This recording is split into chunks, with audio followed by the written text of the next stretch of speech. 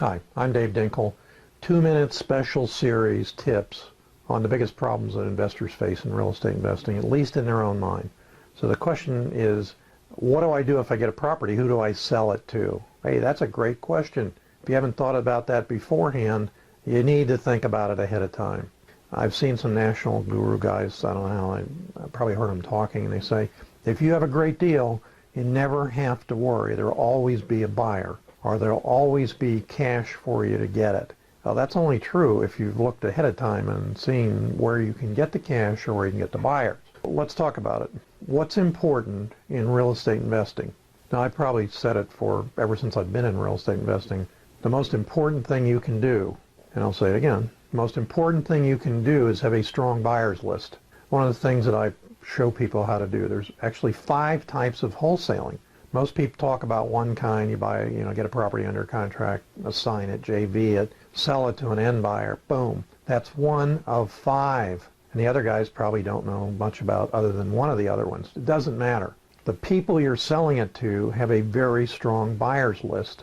A couple years ago, I did a course what I call wholesaling to wholesalers. Concept being is, if you do this correctly, build a strong buyers list. You never have to look at another property. You never have to put an earnest money deposit up. You can sell other people's properties as well as other wholesalers. Some guys have come along and called it co-wholesaling. I'm not even sure. I haven't seen their courses. But I call it wholesaling to wholesaling, and I've done it for 20 years. The point is this.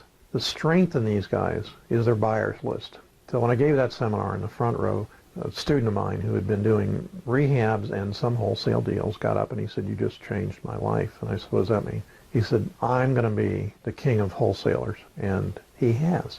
He's become the king of wholesalers in our Tri-County area.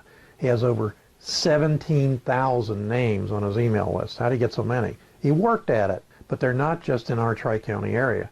They're in Tennessee, they're in Texas, they're in the middle part of the state, and so on and so forth. He targets building his buyers list in other areas so he can sell deals for investors in that area that doesn't have their own buyers list. How does he do? 7 figures. When I talk about earnings, I'm not talking about gross sales less 12 employees and you come down and you could do better at McDonald's. No, I'm talking about serious money here.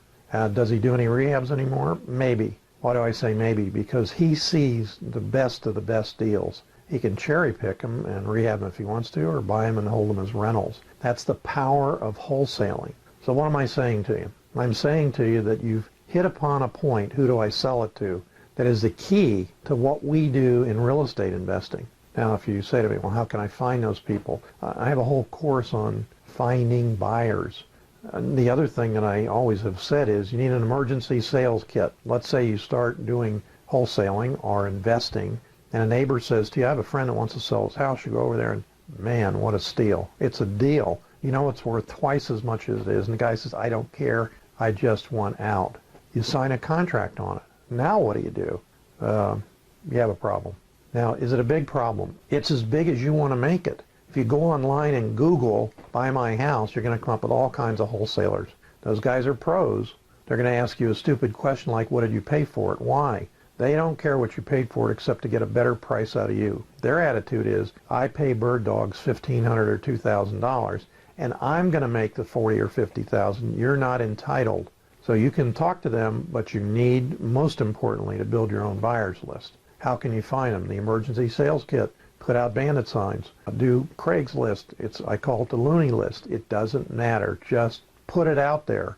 I'll go into later, what if the buyer doesn't come, or what if the seller doesn't come to closing as your fears. We have very strong methods of getting them to come to the closing table. Even national lenders, I'll say it again, even national lenders will come back to the closing table after they've said to us, "We found out you were wholesaling the deal, we're not going to close." Really? Well, you'll find out the strength of a contract that you sign. So here's the thing. The answer is, very simply, build a buyer's list. As much time as you spend prospecting for motivated sellers, you should spend time prospecting for buyers. See you in the next 2-minute tip, and don't miss the series. Could miss something that saves you or makes you an awful lot of money.